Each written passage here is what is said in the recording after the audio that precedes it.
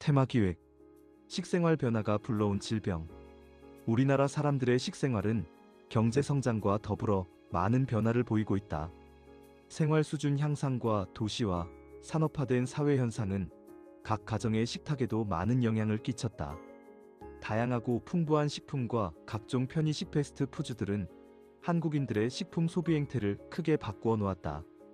단백질과 지방질 섭취가 지난 20년 동안 크게 늘어 이제는 부족한 영양 상태보다 과잉 열량 섭취를 걱정하기에 이르렀다. 이런 식생활 변화는 질병에도 많은 변화를 가져와 이전에는 한국인들에게 많지 않았던 질병들이 증가하는 추세에 놓여 있다. 달라진 식생활과 그로 인해 생겨난 질병들을 진단해본다. 체격은 커지고 체력은 갈수록 떨어져. 한국인의 평균 지방질 섭취는 권장량 수준에 가깝고 미국과 일본에 비해 적기는 하지만 지방질 섭취량은 계속 증가하고 있다. 사계절의 변화가 뚜렷해서 논작물, 밭작물이 발달한 우리나라는 여러가지 음식물을 섞어서 만드는 요리가 많이 발달했고 많은 음식을 계절에 따라 기후에 맞게 섞어서 먹는 것이 많다. 여러가지 곡물이나 잡다한 먹을거리 중심인 우리의 전통 음식 문화가 도시와 산업화의 발달로 서구형 식생활로 바뀌었다. 특히 젊은 세대가 즐기는 빵, 햄버거, 피자 등의 단순 즉석 식사 패턴은 영양의 불균형으로 연결돼 영양 상태는 좋아진 반면 체력이 갈수록 떨어질 뿐 아니라 시력이 나빠지는 등 신체 기능의 약화를 가져왔다. 남학생과 여학생의 몸무게는 각각 4.97kg, 3.53kg 늘어난 것으로 나타났다. 하지만 100m 달리기, 턱걸이, 던지기, 오래 달리기 등 체력 검사의 기록은 해마다 나빠지고 있다. 지방 단백질 섭취 증가 두드러져. 이처럼 영양 섭취의 불균형과 체력의 약화는 운동 부족, 스트레스, 흡연, 음주와 같은 여러 환경 요인과 맞물려 비만, 고혈압, 당뇨 같은 성인병은 물론 노년기의 만성 퇴행성 질환과 더불어 각종 암 발생 빈도를 높이고 있다. 한국인의 식생활 변화 중 가장 두드러진 것이 지방과 단백질 섭취가 늘어난 것임을 볼 때 질병의 변화도 이와 깊은 연관이 있음을 알 수 있다. 식습관이 바뀐 탓에 늘어난 지방은 신체의 비만은 물론이고 혈액 내의 지방 농도를 증가시켜 고지혈증, 당뇨병과 함께 순환기 질환을 일으키기 쉽다. 고지혈증이란 혈액 내의 지방 농도가 증가된 것을 말한다. 혈액 내에 지나치게 많아진 지방은 혈청의 콜레스테롤이나 중성지방 트라이글리서라이드, TG의 농도를 높여 여러 조직에 쌓여 문제를 일으키며 동맥경화의 시작 또는 악화의 원인이 된다. 고지혈증은 식생활이 서구화된 탓에 생긴 증상이긴 하지만 한국인과 서양인의 고지혈증에는 상당한 차이가 있다. 서양인은 한국인보다 총지방질과 콜레스테롤 섭취량이 많고 한국인은 당질 섭취량이 서양인보다 많아 식사에서 섭취하는 양상이 다르다. 즉 서양인들은 육류와 버터 등의 섭취를 많이 해 동물성 지방질의 섭취량이 매우 많고 동물성 지방질과 함께 콜레스테롤의 섭취량이 많아서 혈중의 콜레스테롤 농도가 높은 고콜레스테롤 혈증이 많다.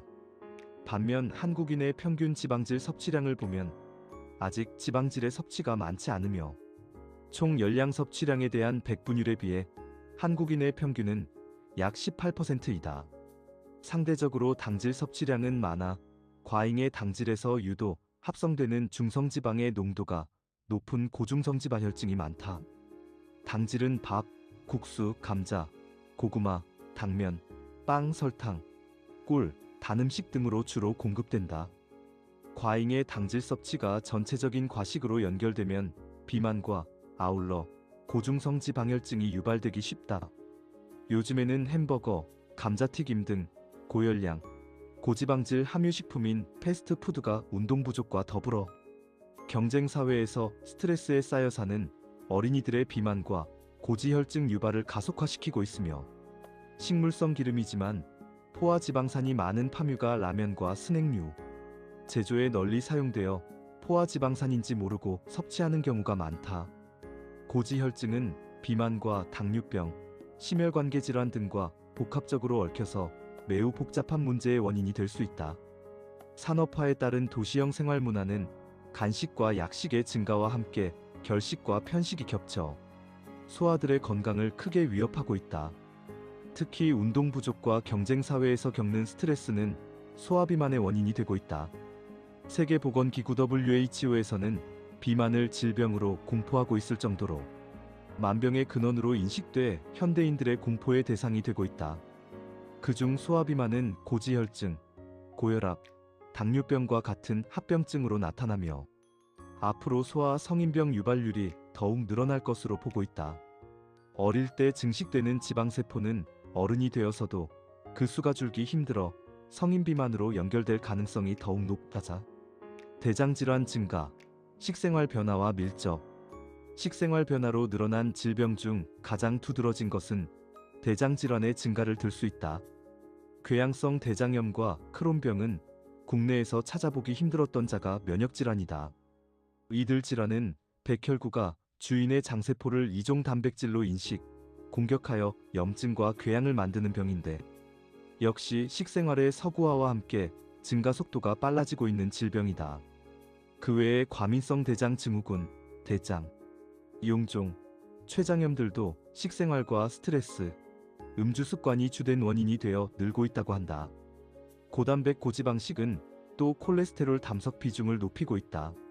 전문의는 요즘 들어 이 30%에 불과하던 콜레스테롤 담석 비중이 70% 이상 늘고 있다. 이 같은 결과는 우리의 식생활 변화를 반영하는 것이라고 진단하고 있다. 우리나라 사람들의 암 발생 비율은 여전히 위암이 높다.